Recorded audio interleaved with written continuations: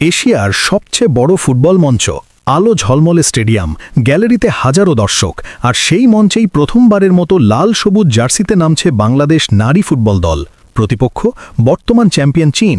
অনেকেই এই টুর্নামেন্টকে বলেন এশিয়ার বিশ্বকাপ, আর সেই বিশাল মঞ্চে বাংলাদেশের প্রথম লড়াই শুরু হচ্ছে একেবারে শক্তিশালী প্রতিপক্ষের বিপক্ষে। প্রশ্ন উঠতেই পারে, এই ম্যাচ কি শুধুই অভিজ্ঞতা নেওয়ার, নাকি ইতিহাস গড়ার সুযোগ? চীন শক্তিশালী, অভিজ্ঞ এবং শিরোপাধারী, এটা সত্য, কিন্তু ফুটবল কখনো শুধু কাগজে কলমে হিসাব মেনে চলে না। একটি মুহূর্ত, একটি ড্রিবল, একটি পাস বা একটি গোল সব হিসাব বদলে দিতে পারে। আর ঠিক সেখানেই বাংলাদেশের ৩ জন বাঘিনী ফুটবলার হতে পারেন আসল ট্রাম্প কার্ড।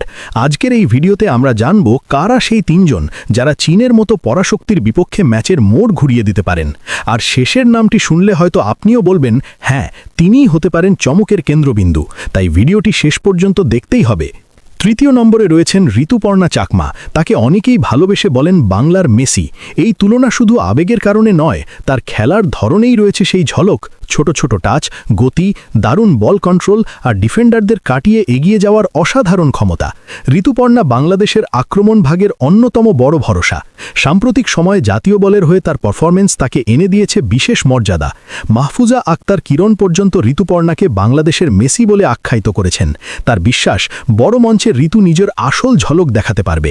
চীনের বিপক্ষে ম্যাচে যখন প্রতিপক্ষের ডিফেন্স থাকবে শক্ত প্রাচীরের মতো, তখন ব্যক্তিগত স্কিল দিয়ে সেই প্রাচীর ভাঙার দায়িত্ব নিতে পারেন ঋতুপর্ণা।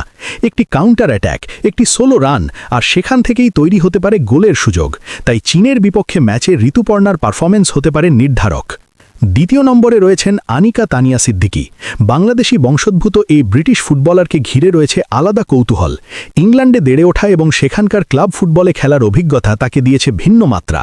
তিনি মূলত রাইট উইঙ্গার হিসেবে খেলেন, আর তার সবচেয়ে বড় শক্তি গতি ও স্কিল। উইং ধরে দ্রুত এগিয়ে যাওয়া, ডিফেন্ডারকে কাটিয়ে ক্রস তোলা কিংবা ভেতরে ঢুকে শট নেওয়া, সব মিলিয়ে তিনি আক্রমণে এনে দিতে পারেন নতুন বৈচিত্র্য। শুরু থেকেই তাকে দলে অন্তর্ভুক্ত করার ব্যাপারে আগ্রহী ছিল বাংলাদেশ ফুটবল ফেডারেশন বা বাফুফে। অবশেষে জাতীয় দলের সঙ্গে অনুশীলনে দেখা গেছে আনিকাকে, যা ইঙ্গিত দেয় তিনি মূল স্কোয়াডের গুরুত্বপূর্ণ অংশ হতে যাচ্ছেন। আন্তর্জাতিক মানের ডিফেন্ডারদের বিপক্ষে